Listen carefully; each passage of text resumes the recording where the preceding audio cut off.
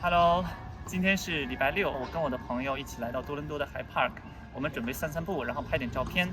今天我戴了眼镜，这个才是平时的我，因为有的时候我会戴隐形眼镜。给大家展示一下我拍摄的装备吧。我平常都用这个索尼的 A7R3，然后配一个7200GM，加上一个增距镜2倍的，然后这样的话我就400毫米，我就用这个镜头来拍摄一些野生动物之类的。等一下呢，我们就散散步，然后看看路上有没有什么东西可以给大家拍的。待会儿见。如果你经常看我的视频或者看我发的照片的话，你应该能意识到这个 High Park 其实已经出现了很多次了，因为的的确确这是我非常喜欢的一个公园。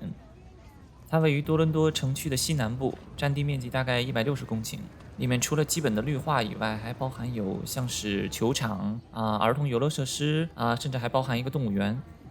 反正在市区里，虽然公园很多，但是这个好像是比较大的一个，而且它可以地铁直达，所以就算不开车的话，去着也很方便。现在是5月中旬，我感觉算是多伦多一年中最好的时节吧。虽然我感觉今年好像比去年要热一些。你看，一到周末，基本上我感觉半个多伦多的人都跑来这里散步或者玩乐来了。我个人还比较喜欢这种感觉，因为我当初来多伦多的时候，正赶上2020年底，那个时候新冠疫情比较严重嘛，而且又是冬天，多伦多很冷的。那个时候感觉街上的人都不多，但是现在感觉好像一切都恢复了。虽然疫情还是存在吧，但是感觉大家已经基本恢复到一个相对正常的生活吧，相比疫情最严重的时候。Let's walk this trail. What's this? Douglas Park.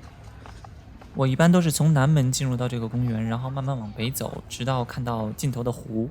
今天因为跟朋友在一起嘛，所以就专门走了一条不太常走的路，就是走到林子里的小径里面去了。这样也蛮好的，因为林子里面的人会比较少。但是如果你穿的鞋不适合攀登或者攀爬的话，那就不要走这条路。哦，对了，如果你害怕虫子还有害怕蛇的话，就不要选择走这条路，因为我当天就目睹到一只黑色的蛇在地上爬行着，我也不知道它有没有毒，但反正我是退而远之吧。聊聊拍照吧，我平常就喜欢带一个全画幅的索尼相机，配一个长焦的镜头，加上一个广角的镜头。不过我感觉我可能只有20%的时间在使用那个广角镜头，因为广角镜头真的很不好控制。比如说，你很难用一个广角镜头来突出主体对象，拍出来的东西总是很多很杂乱。如果用长焦的话，不但背景可以因为透视的关系被压缩掉，而且还可以产生不错的背景虚化，更方便突出主体吧。当然，这是见仁见智的事情，每个人有不同的拍照风格。只是对于我来说，可能更习惯用长焦一些。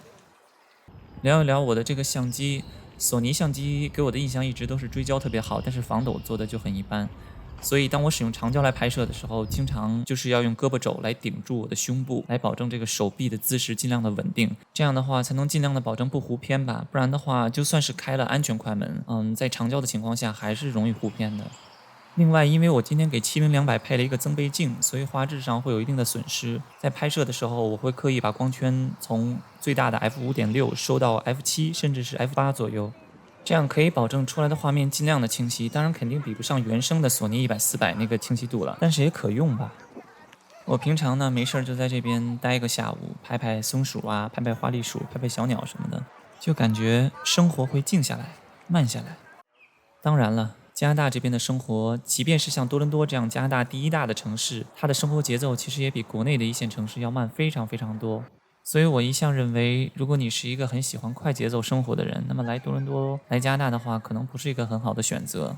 当然了，这只是我个人的看法，可能会玩的人无论到哪里都能玩得起来吧。